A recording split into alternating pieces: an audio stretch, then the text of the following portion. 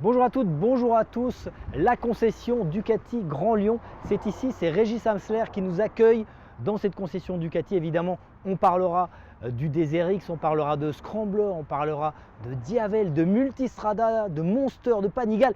Tout l'univers Ducati et plus encore, c'est maintenant chez Ducati Grand Lyon.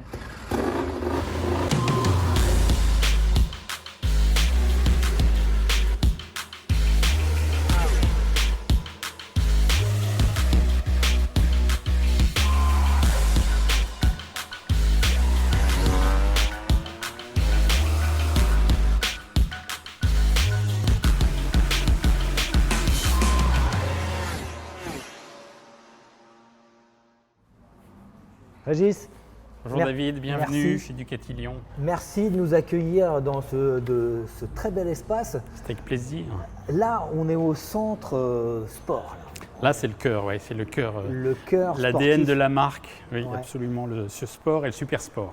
Ouais, bah, l'ADN Ducati en fait, tout simplement. Absolument. Donc là, cette V4 SP, moi, elle m'avait tapé dans l'œil depuis un moment. Et puis là, trône le modèle Lamborghini. 630 exemplaires dans le monde ont été produits. Absolument. La Lamborghini Street Fighter V4 Lamborghini, Ouais. elle est affectée aux propriétaires de Lamborghini. Seuls les propriétaires de Lamborghini peuvent l'acquérir. Nous, on a 9 commandes ici, elles sont toutes vendues. Ah ouais. Et voilà, le 63, il y a plusieurs significations pour le 63. 1963, c'est la date de création de Lamborghini. Ah ouais. Ok. On peut y voir aussi le numéro de Pecco Bagnaia, champion du monde l'année Bah, dernière. j'allais dire, Bagnaia, elle a quand même pas choisi son numéro en fonction de la date de création de Je pense Lamborghini. pas, non, C'est je un pense heureux pas. hasard. Je sais pas d'où vient ce choix pour lui. Et enfin, 63, c'est aussi le prix. Ouais, alors là, c'est pas un hasard. C'est pas en euros. Et C'est là, pas- c'est pas un hasard. Voilà. Et 63 000. elle reprend Pas les 63 euros. 63 000. Elle reprend les codes couleurs de la Lamborghini STO, Ouais. série limitée. Et il y a une vraie filiation extrêmement sportive avec un modèle qui fait 208 chevaux, 1103 cm3 pour moins de 195 kg. On peut pas l'essayer celle-ci. Hein. Et non, il faudra demander au client s'il veut bien la prêter, mais celle-là, non, elle n'est pas J'allais la voir dispo de à plus l'essai. près.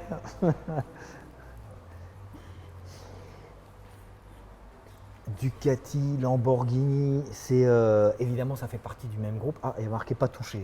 Je ne touche pas. Ça fait partie du même groupe. Est-ce que c'est ce lien entre des marques automobiles fut un temps, on n'imaginait pas tous ces liens-là.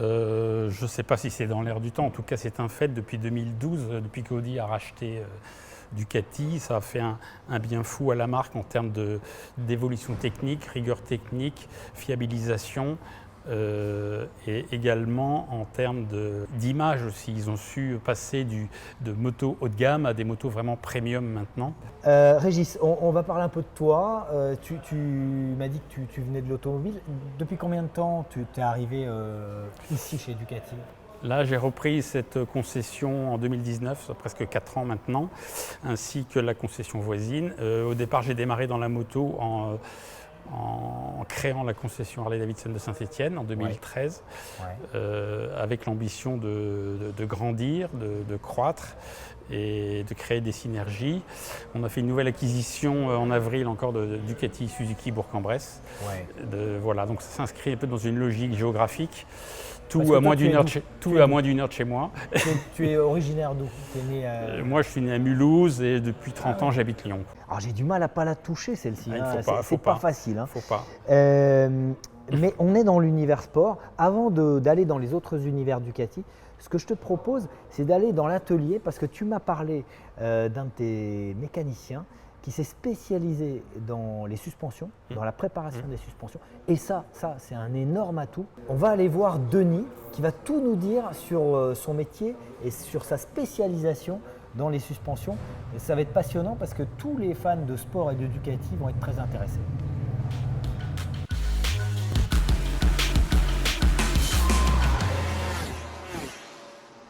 Alors là, on est dans la partie atelier de Ducati Lyon. On va se diriger, on va voir Denis qui est à l'œuvre sur les suspensions.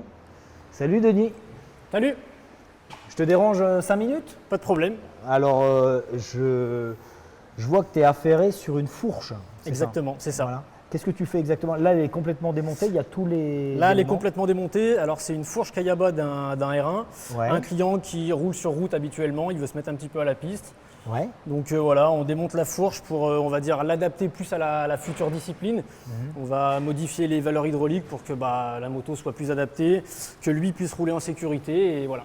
D'accord, donc Yamaha, c'est une R1, Ouais. pas de problème, qui viennent chez toi, chez Ducati pour faire ça. On fait toutes les marques. Toutes les marques, On peut ouais. faire du Showa, du Kayaba, du Hollins, du White Power. Ouais, d'accord, donc toi, tu es spécialisé préparation de suspension, c'est une formation que tu as faite. J'ai fait cette formation fin d'année dernière à Nogaro, école de la performance. Ouais. Formation continue de 3 semaines. Ouais, Formation super, très complète. Ouais. Et vraiment, c'était hyper passionnant et je suis très content.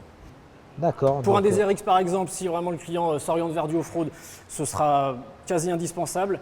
Et tous les clients qui roulent en sportive et qui se mettent à la piste, idem. donc là, c'est la fourche.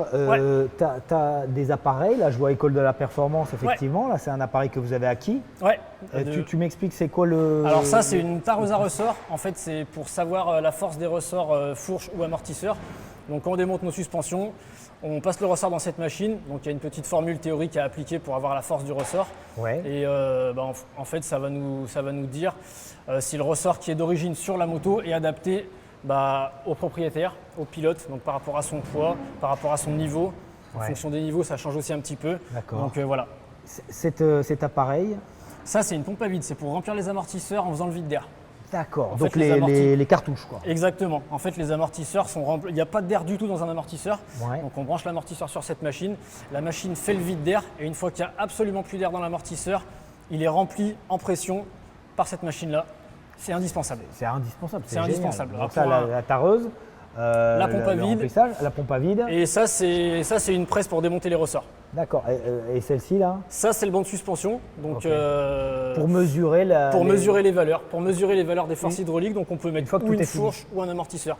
Est-ce que les clients arrivent avec des suspensions et ils te disent allez, fais-moi une prépa, ou ils ont des souhaits particuliers? Il y a souvent un souhait particulier. J'en ai fait une dernièrement. Le client m'a dit que sa fourche arrivait en butée en fait sur les freinages, sur Ouais. des gros freinages sur piste.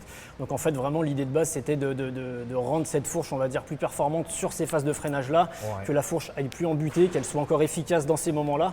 Donc on part sur une mesure avant. Et on l'a durci en fait sur certains endroits de sa courbe de travail en fait. D'accord. Et les retours sont pour l'instant très positifs donc c'est très encourageant. Là, tu nous montres comment on se sert de Ouais, cette bien sûr. machine. Donc ça s'appelle comment cette, Alors ça c'est une presse à ressort. après ça ressort. d'accord. C'est pour démonter les ressorts des amortisseurs. Donc là, hop, on met l'amortisseur en place, on vient pomper. La machine nous met le ressort, hop, et voilà. Là, on peut démonter, on peut enlever notre petite coupelle qui est ici, et après le ressort s'enlève tout seul. C'est quand même dingue. Les suspensions, on croit connaître un petit peu, et en fait, c'est Ah sans ouais. fond. C'est sans fin. Ah non, ouais, les suspensions, c'est surtout un vrai domaine. Et j'ai envie de dire, les propriétaires, les utilisateurs, plutôt qui sont axés sur des pratiques sportives, Ouais. se rendent compte qu'en fait, c'est la base, c'est fondamental. Mettre des chevaux sur une moto qui n'a pas de châssis, c'est inutile, c'est même dangereux. Tu Et pratiques Off-road, motocross. off-road. Motocross. D'accord. Uniquement motocross. Merci Denis, merci. Mais y a merci. pas de quoi, je t'en Ouais, prie, C'était avec très grand instructif. plaisir. Et je vais venir faire régler mes suspensions. Eh ben, t'es le bienvenu. Ouais, merci.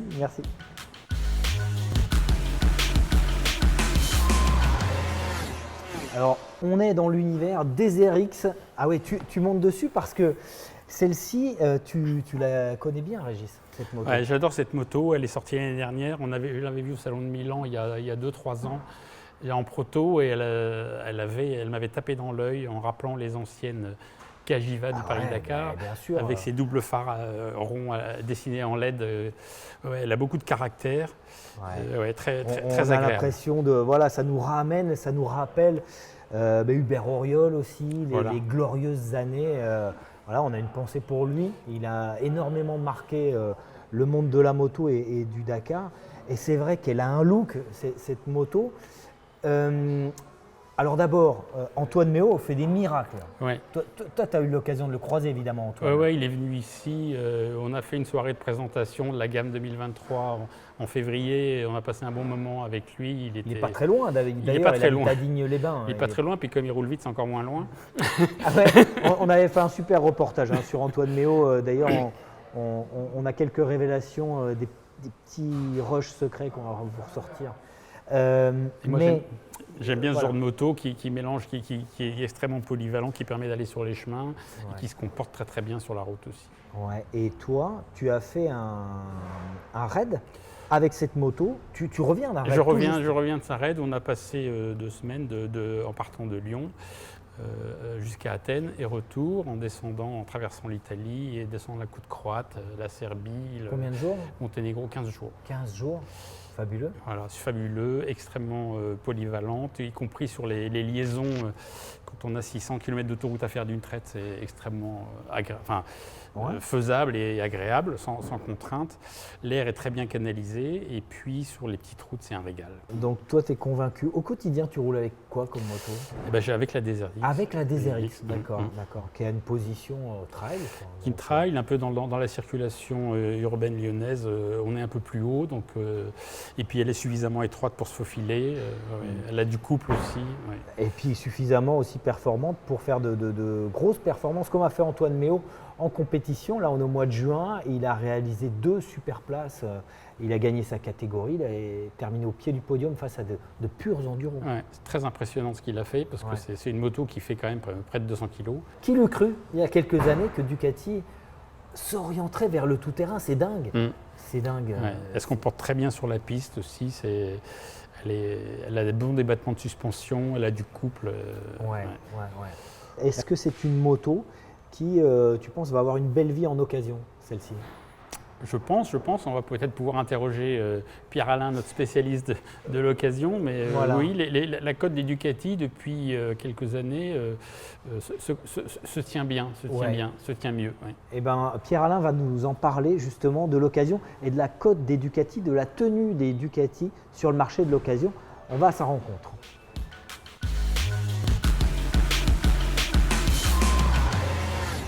Pierre-Alain, on est avec toi dans l'espace occasion. Oui.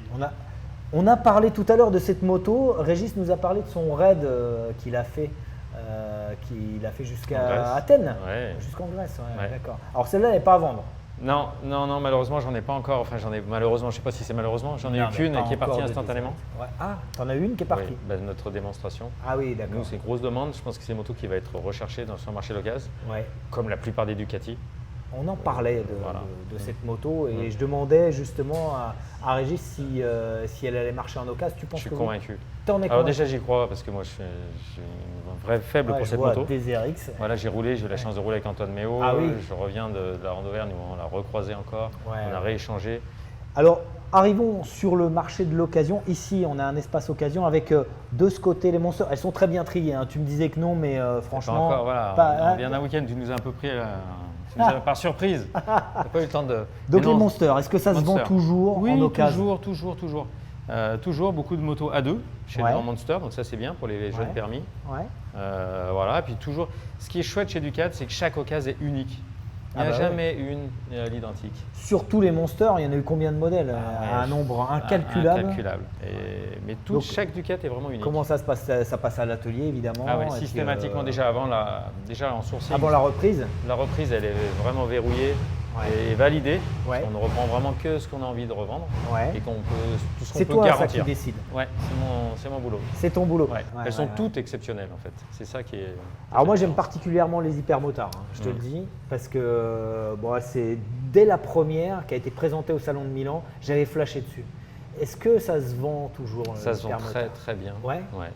C'est même des fois un paradoxe parce que c'est une moto quand même très exclusive. Ouais. Et finalement, ça nous joue. Moi, ce qui m'intéresse aujourd'hui, c'est les Ducati de moins de 10 ans. C'est les Ducati récentes finalement. Et là, il y a une vraie cote, il y a une vraie fiabilité. Moi, je dors sur mes 2 oreilles à chaque fois que je vois un véhicule. La Multistrada. Multistrada, là aussi, c'est demandé. Donc là, il y a la V4, bien sûr, c'est aujourd'hui la plus demandée parce qu'il y a aussi une chose très importante, c'est que les Ducati, ce sont quasiment toutes rares. Il n'y a jamais de volume, de gros volume. Ah oui, Donc on n'a jamais 10-15 motos du même type, du même modèle. Donc c'est toujours un peu rare. Et c'est toujours très recherché bien sûr. Mais on a aussi les nostalgiques du gros bicylindre qui cherchent du 1260. Ouais. Et je pense que le 1260 dans ses dernières versions va devenir très recherché. Parce que c'est l'âme de la Ducati, ce gros bicylindre. Et avec des très très belles motos. Là, la Pikes-Peak, là il y a une histoire. Ça c'est beau, hein, c'est une moto magique. Et puis on fait 50% de conquête. Donc on va chercher des parts de marché chez les autres constructeurs. Donc c'est ça qui est, je trouve, très intéressant aujourd'hui. Voilà. Et en proportion, tu sais à peu près le nombre d'occasions et de modèles neufs qui partent ici? Chez Ducati, on fait 200-200. Ah, 200-200, c'est 50-50. Oui. D'accord. Et ça, c'est assez chouette aussi. Ouais, c'est bien. C'est plus qu'ailleurs ou c'est un peu plus qu'ailleurs. C'est rare qu'on fasse autant. Oui. D'accord, merci Pierre-Alain, c'est super ce petit panorama de l'ancienne. Puis la Pikes-Peak, c'est notre modèle. Elle est top, hein. Celle-ci. Oui, moi je les ai mises ensemble parce que c'est un peu mes coups de cœur. Et puis une V4 Pikes-Peak, c'est un peu l'emblème aujourd'hui de la marque. Ouais. Merci beaucoup Pierre-Alain. Merci. Après David, merci.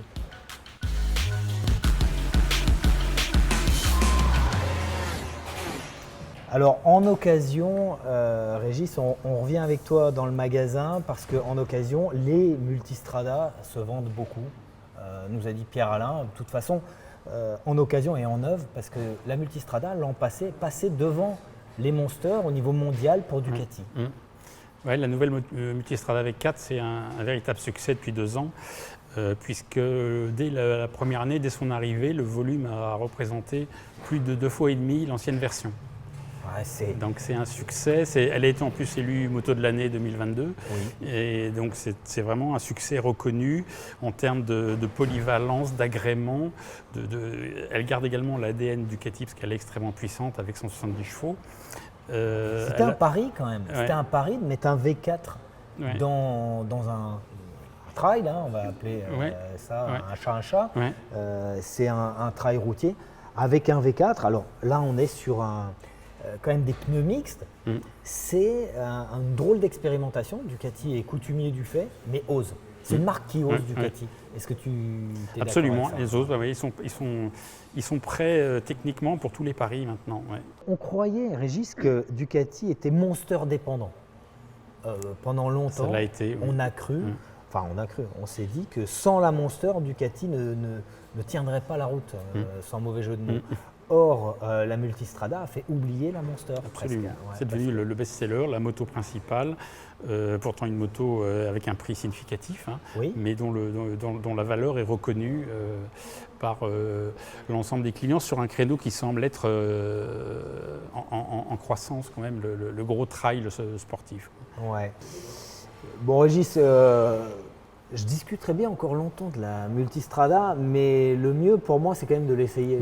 Comme ce qu'on dit à nos clients, on a beau vanter les mérites de cette moto, l'essai c'est le plus parlant et le plus convaincant à chaque fois. Bon, je file, après j'en parle parce que j'ai 2-3 questions à poser à Antoine, et puis je reviens vers toi. Très bien, merci.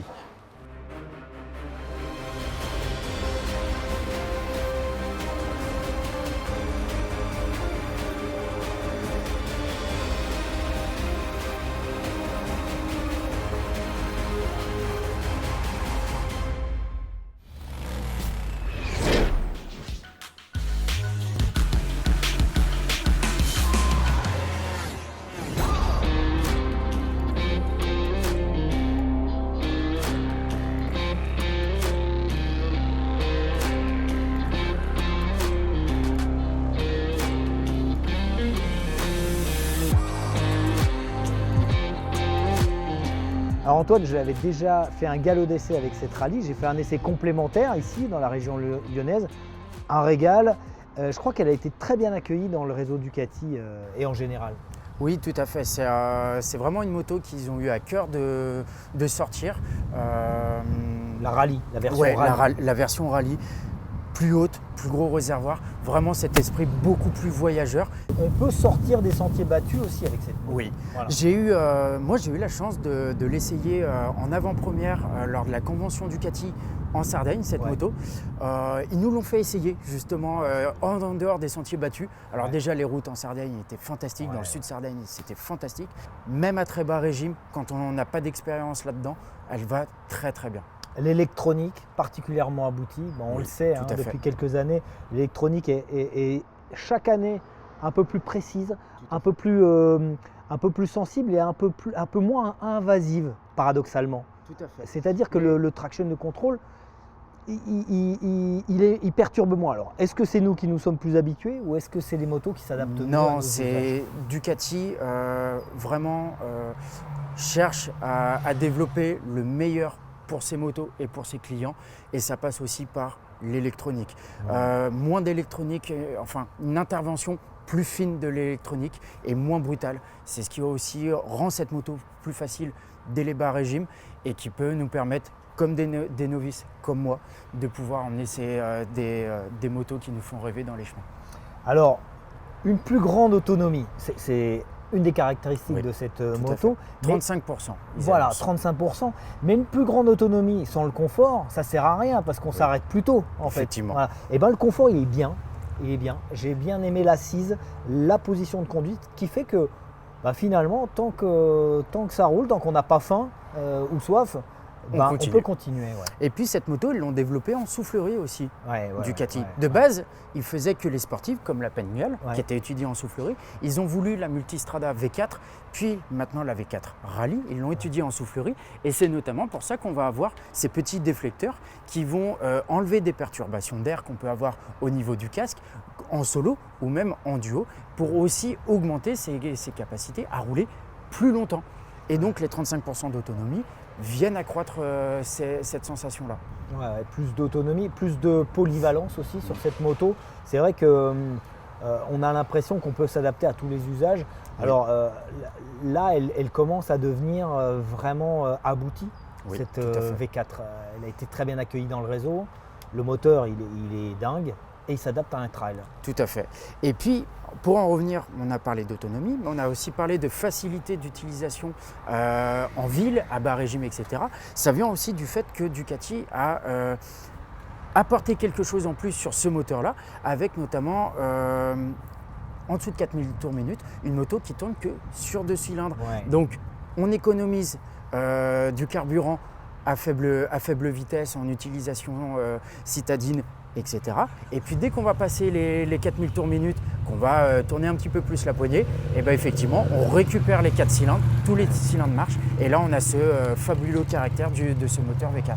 Ouais, bon, il chauffe un petit peu encore en ville, mais dès qu'on commence à rouler un peu, et puis on a ces déflecteurs, on est dans l'univers Ducati Performance. Oui, tout à fait. Avec des déflecteurs qui rappellent les ailerons MotoGP. Exactement. Et puis déflecteurs qu'on peut venir à fermer si on veut rouler l'hiver ou sous la pluie pour ne pas être mouillé au niveau des jambes ou pour ne pas avoir trop de froid au niveau des jambes quand on va rouler l'hiver. Exactement. Un clapet qui est assez facile d'utilisation comme ceci. Et là, je viens fermer ces déflecteurs-là. Ah, c'est génial. Non, mais c'est très utile, effectivement, de pouvoir se permettre d'avoir cette entrée d'air. Oui, tout à fait. L'esprit Ducati est toujours là. C'est le moteur dérivé de la Panigale du Desmodé Sedici Stradale. Ouais. On a le dérivé routier, mais toujours avec ce caractère sportif. On va apporter ça en plus. Tu nous rappelles combien de chevaux 170 chevaux. 170 chevaux, c'est pas mal. Hein. C'est largement suffisant pour l'usage qu'on en fait en général. Effectivement. On peut retirer l'ABS pour un usage off-road.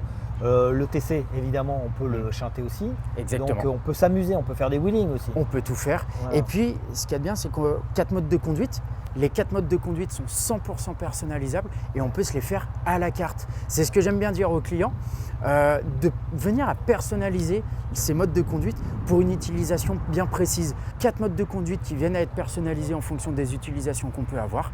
Et on ne s'embête pas à se dire, la dernière fois, quand j'ai roulé, qu'est-ce que j'avais mis ? Non, là, tout est clair. Tout est clair. Et puis, si on n'est encore pas satisfait, on va voir Denis nous préparer les suspensions. Tout à fait. Et voilà. merci Antoine pour ces explications très complètes sur cette Multistrada V4 Rally. Merci. On continue, on retrouve Régis.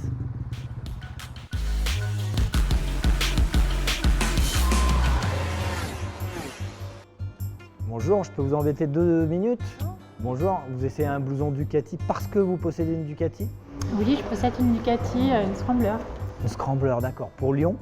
Oui, Lyon, oui. D'accord. Et est-ce que c'est votre premier modèle Ducati? Alors non, Ducati, c'est une longue histoire. J'ai commencé sur une S4R. Ah oui, oui, d'accord. S4R, après j'ai essayé la marque Triomphe, mais je suis revenue à mes premiers amours Ouais. sur une Ducati Hyperstrada. Ah oui, d'accord. Et alors, pourquoi Ducati? Pourquoi Ducati? Je pense que quand on l'a conduit pour la première fois, on ne peut plus s'en passer. D'accord. Et on peut plus se passer de matériel qui va avec alors? Oui, bien sûr, c'est joli, c'est design et puis ça va avec la moto. Et alors, comment on passe du S4R qui est assez sportif au Scrambler? Tout simplement parce que je suis sur Lyon aujourd'hui et que je me sens plus à l'aise avec un modèle très léger. Oui. Voilà, pour être dans les bouchons notamment. D'accord, ok. Merci, on vous laisse faire votre essayage et choisir le bon modèle. Il y a des rouges aussi, hein, je vous les conseille. Ouais. Merci.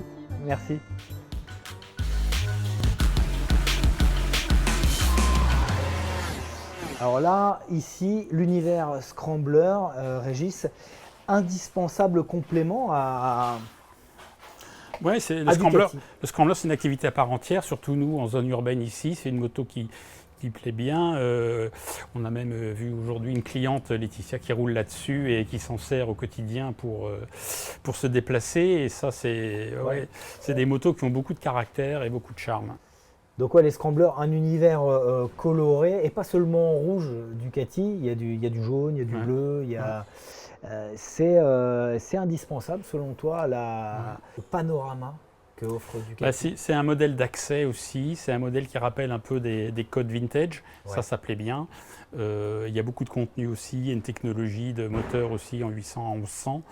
Ma femme a passé son permis après 50 ans et elle roule là-dessus aussi, alors qu'elle n'avait aucune culture de moto avant.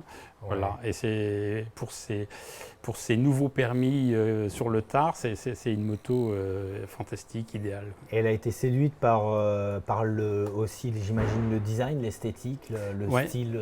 Le fait que ce ne soit pas trop sportif aussi, qui ait une position droite, relativement droite et facile à conduire, pas trop lourde. On parlait tout à l'heure du Monster, indissociable de Ducati pendant des années. Là aujourd'hui, finalement, les modèles d'accès, ce sont les Scramblers et c'est un peu, ça a pris le pas sur les Roadsters. Il y a la Monster aussi, qui est une philosophie complètement différente, beaucoup plus sportive, beaucoup plus... Voilà. Et ça touche vraiment des gens différents, ce qu'ils recherchent est très différent. Là, c'est plus la balade urbaine, tranquille, ce qui est très différent de la philosophie de la Monster. Oui, parce qu'il y a le modèle 60, je crois, je ne me trompe pas, c'est celui qui est le plus accessible, le plus faible en cylindrée et en 800. En 800. On est dans la custom culture. Voilà. Et de plus en plus, Ducati développe beaucoup ça et on va pouvoir, avec le système de commande maintenant des motos, customiser, personnaliser le plus possible jusqu'à quelques semaines avant la livraison sa moto. Donc il y aura plus de possibilités d'avoir sa moto vraiment unique à soi. J'ai une question sur la Diavel. Est-ce que vous faites de bonnes ventes aussi de Diavel sur Lyon? La nouvelle a métamorphosé le modèle. Elle est très agréable à rouler.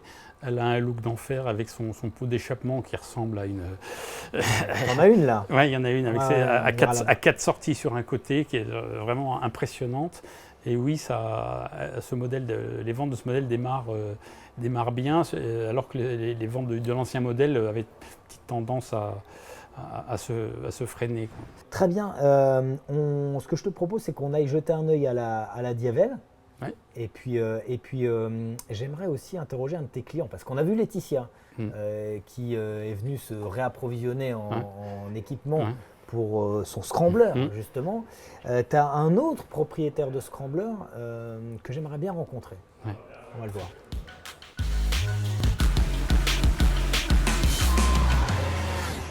On est avec Yann, client fidèle Ducati. Ducatiste depuis quand? Allez, on va dire depuis une vingtaine d'années.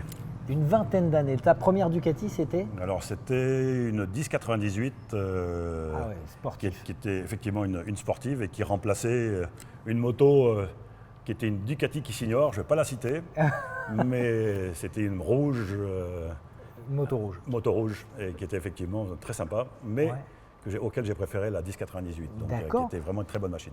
Donc du sport, tu pratiques la piste? Oui, j'en fais un peu, hein. Je ne suis pas un grand pratiquant, mais j'en fais assez régulièrement. Ouais. Et tu possèdes une sportive moderne? Oui, j'ai aussi une V4R 2023 qui plus est, donc la toute dernière. La toute dernière Ducati V4R. Ouais, qui est une machine et alors, au top. Penses quoi? Oh là là, que du bien. Oh, que du bien, que du bien, que du bien. C'est vraiment une machine, c'est une machine d'excellence, on va dire. Ouais. Alors je l'utilisais probablement pas, loin s'en faut, dans les meilleures conditions, parce qu'effectivement, il faut être un super pistard.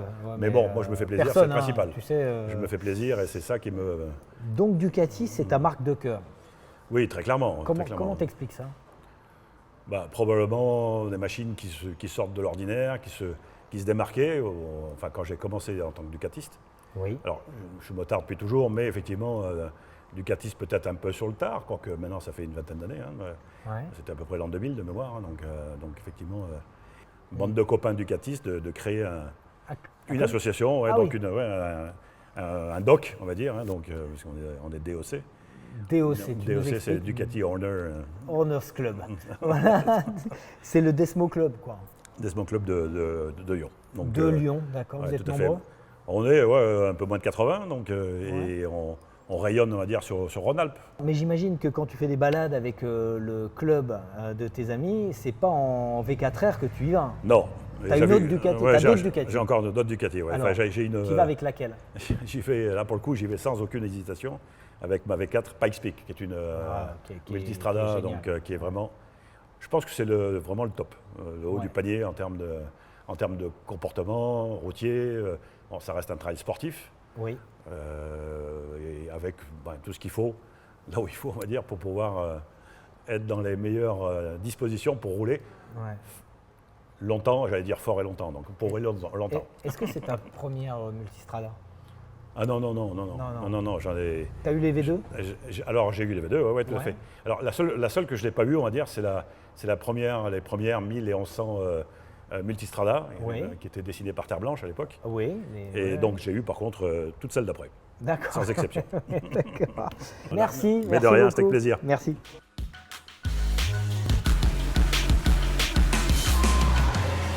Alors Régis, on arrive au terme de cette émission très très intéressante sur Ducati, sur les talents dans ta concession, parce que tu as des collaborateurs très talentueux, des clients aussi très intéressants. Et puis moi j'aimerais parler, on l'a évoqué dans cette émission rapidement, mais j'aimerais évoquer le pôle sud, parce qu'ici on est à Dardilly, au nord de Lyon, donc un pôle moto historique. Mais vous êtes en train, toi, quelques-uns, Jack Monchanin et autres, vous êtes en train de préparer un gros pôle moto, beaucoup plus important aussi, dans le sud. Alors avant de parler du pôle moto, je voulais rendre hommage aussi à tous mes collaborateurs, parce qu'on a à chaque niveau de compétence, ici, une équipe exceptionnelle, aussi bien à l'atelier qu'au commerce, avec un état d'esprit fantastique. Je me réjouis tous les jours de venir et de constater ça. Le ciment a vraiment pris, ils ont un soin apporté aux clients et une compétence qui me réjouit. On l'a vu, voilà. On l'a vu avec tes collaborateurs.